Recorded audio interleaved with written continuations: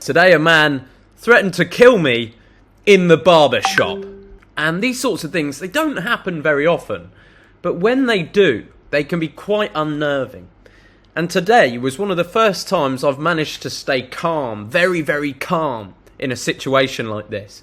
And I just want to give you guys the sort of insight, things I've learnt recently on how do you stay cool, calm and collected? How do you stay like Thomas Shelby cool, James Bond calm, when somebody is up in your face shouting at you in an altercation, when things go wrong in your life, when things aren't going your way? How do you stay cool as a cucumber? Because I think this is a great skill for a man to have. I think that being completely calm is masculine. It's as masculine as it gets. Think about these characters, Thomas Shelby. Even someone like Ryan Reynolds is a very good example in Deadpool.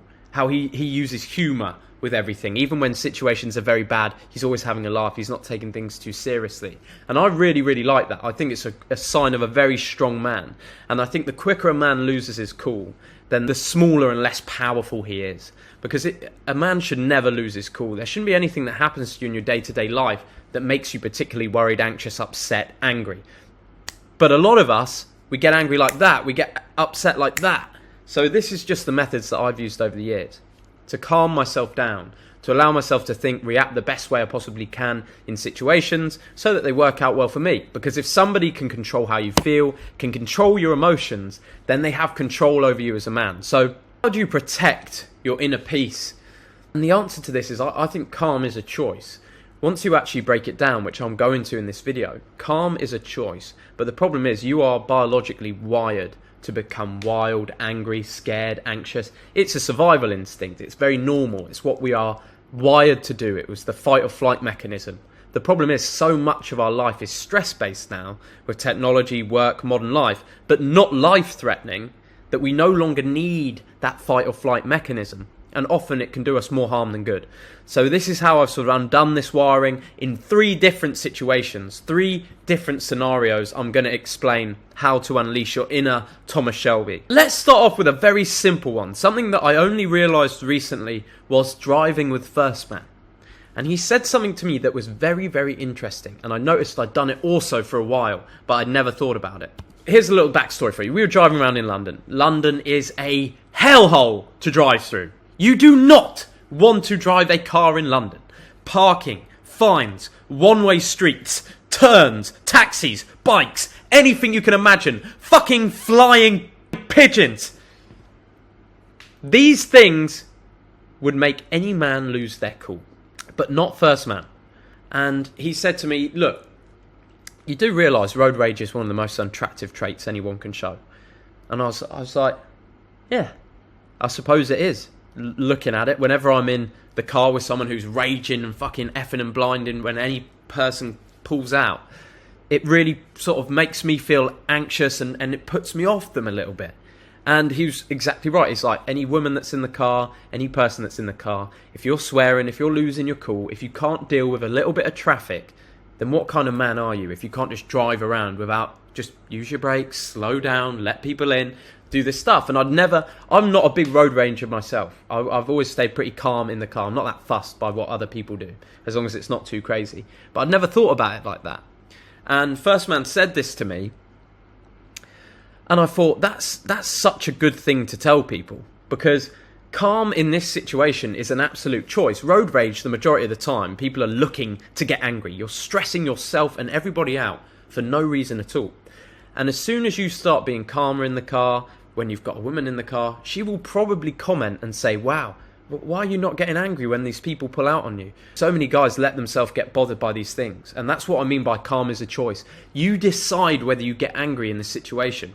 So bring yourself peace, bring others peace, be the masculine presence, don't be shaken by anything, and allow people to cut you up and do whatever they want and just go about your day. Don't let it bother you. Use your brakes. Take it easy. And be that example of a man, especially when women are in the car. It's going to set you apart from the rest of the herd. But next, and this is where I'll tell you my story about today's altercation in the barbershop. Altercations can be very real, very in your face. They can be incredibly intimidating. And in order to stay calm in altercations, you need to do some preparation now. You need to do preparation before you get in an altercation. And it's only recently, after having done preparation, prepared myself as a man, that I can deal with altercations quite easily and without them stressing me out much. And the things you need to do are get in good shape, be strong. You'll find a lot of altercations disappear by just looking like you're well built, because people don't want to pick on someone who could potentially harm them. Number 2, you need to learn how to fight. In an altercation, you can be way calmer if you know you can handle yourself. The majority of people that start screaming and barking is because they bark louder than they bite. They can't fight, so they need you to be scared by their shouting. If you look at anyone who's a trained professional, someone like Andrew Tate, if you look at him, there's videos of him in altercations, he's completely calm, pretty much silent, doesn't move, doesn't care, because he knows he's trained. He's been hit before, he knows he can take it, he knows he can beat pretty much anyone up. And the other thing is, you need to know what to look for. You need to know what altercations you need to get away from and what altercations you can stand there, be calm, and nothing's going to happen. And I'll give you an example, a perfect example. It's part of the reason I made this video. Today in the barbershop, and I don't get into altercations very often. I'm not that kind of guy. But I was sitting there and a guy came in, a Russian guy, and started getting angry at my barber because he was not ready to cut his hair. And I was the guy sitting in his chair, apparently. And this guy, the Thai guy, can't speak very good English. There was a miscommunication, and this guy was angry. You could tell he was fucking having a bad day. This guy was just, you know when someone comes in the room and they just totally upset the balance of the room? Like, everyone was on edge all of a sudden by this kind of big Russian guy looking a little bit wild. And I started looking at him, because I was sitting in his chair and he was sort of shouting at this guy. And I was like, calm down. Don't speak to him like that. As you can imagine, this guy starts going off the hook. Do you know who I am? Who the fuck I am? I'm going to fucking get you off this island. Who the hell are you? Starts shouting all this shit at me. Starts saying to me, I'm your boss. I'm your boss. I said, you're not my boss. I'm a YouTuber. I don't have a boss. I'm self-employed. Sort of looked at him, and I said that twice. I didn't say I'm a YouTuber, but I said, you're not my boss. I'm self-employed. And I was sort of laughing a little bit to myself, because the guy just seemed so ridiculously irate.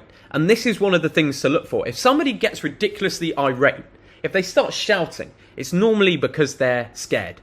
They're anxious. They've been challenged and they feel inferior. So often, you don't really have to worry too much if someone gets very loud, because most likely they're not going to do anything. But there's still a couple of things I like to check for. So I just had a look at him, made sure he didn't have anything in his hands, didn't have anything in his pockets. He was wearing flip-flops. He's about the same size as me, but a lot fatter. And I was sitting there, I was like, is this something we need to stand up and deal with? Is this something we need to get away from? Is there any real danger here? No. Probably not. This guy's loud, he's intimidating, other people are scared because he's a loud guy. But all in all, he's probably not going to do anything. I mean, this is over a fucking haircut. So I decided to just sit there. Stay calm, sit there, speak with him normally. He's shouting, and he's getting closer and closer to the chair. I'm trying to relax, have my hair cut. You've come in. You've upset the balance. You've upset the poor barber, small little lad. He doesn't know what you're saying. Now sit down or get out. Sit down and have your hair cut, or shut up, get out. And the guy starts saying he's going to kill me. I'm going to get my gun, I'm going to fucking kill you. I was like, you're going to kill me over a haircut.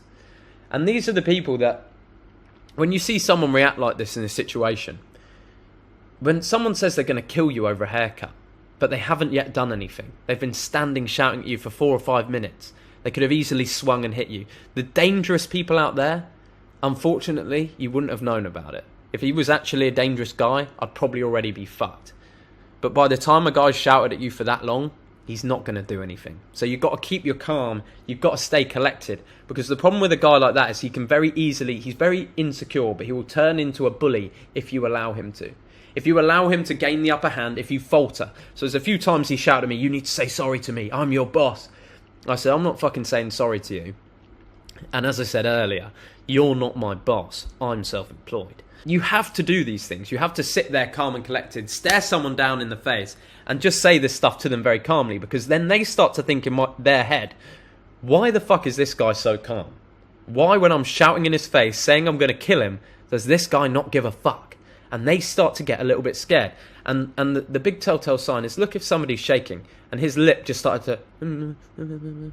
His lips started to go like this. He started to get a little bit scared, and I sort of scowled at him and just sat there in the chair looking at him. And I said, all right, go, if you're going to kill me, go get your gun, come back, kill me. He started pointing gun fingers at me.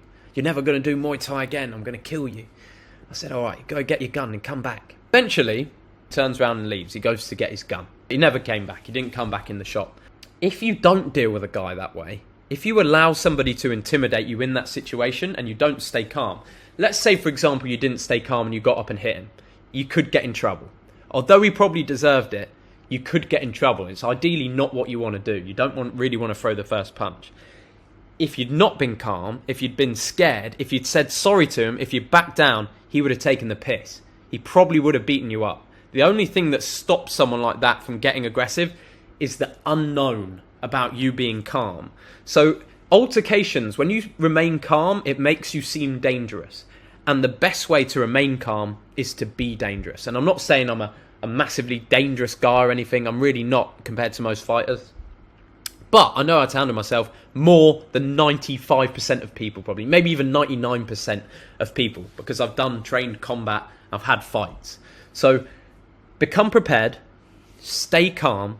And have some rules, some things you check for to see if a guy is actually dangerous. And then keep your cool. The cooler you are, the more dangerous you seem.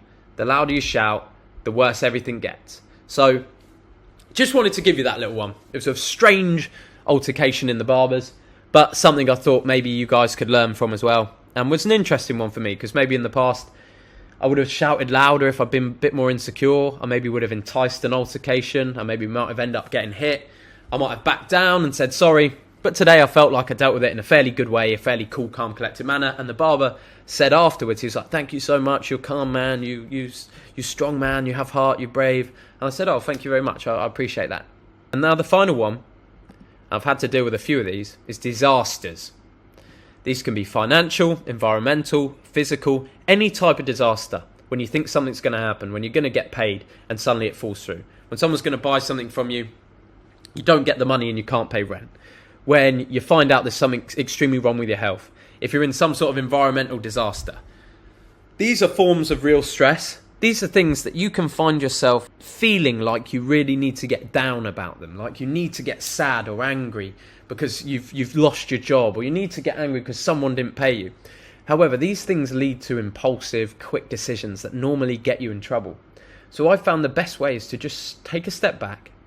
Accept the situation for what it is and really look at it and say to yourself in this situation, does getting angry, upset, anxious, worrying, does it fix this situation at all? Does it actually help me?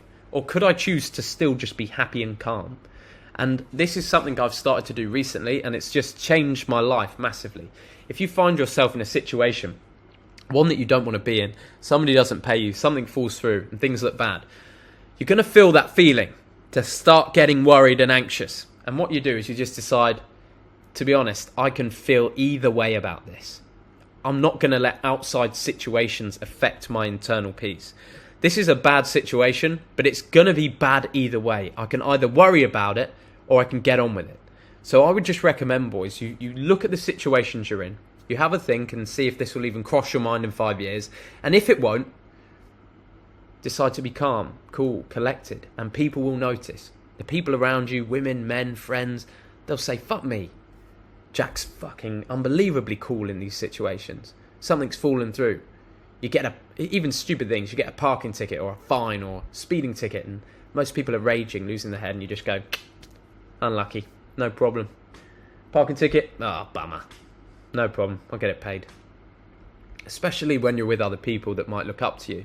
It's just going to garner that respect. It's going to build you up as a man. I think it's really something you should aim to be. So if you've got those triggers in your brain right now, if you find yourself getting angry for very little reason, if you were a person that would get a parking fine and you suddenly go, for fuck's sake, oh, everything happened to me, oh, my life ruined. It's like, that's how a child would interact with the world. So boys, just stay cool, stay calm, stay collected, stay zen. It's your choice. Become prepared so that you can stay calm in altercations. And you too can harbour the cool, calm collectedness of the likes of Thomas Shelby, James Bond. That's all for today, folks. See you on the next one. Whoop-ow, whoop-ow, whoop-ow, whoop-ow, whoop-ow, woo, woo, God, I'm tired. Whoop-ow, whoop-ow, whoop-ow. See, you didn't want this smoke. Whoop-ow, you didn't want it. Whoop-ow. See you, boys.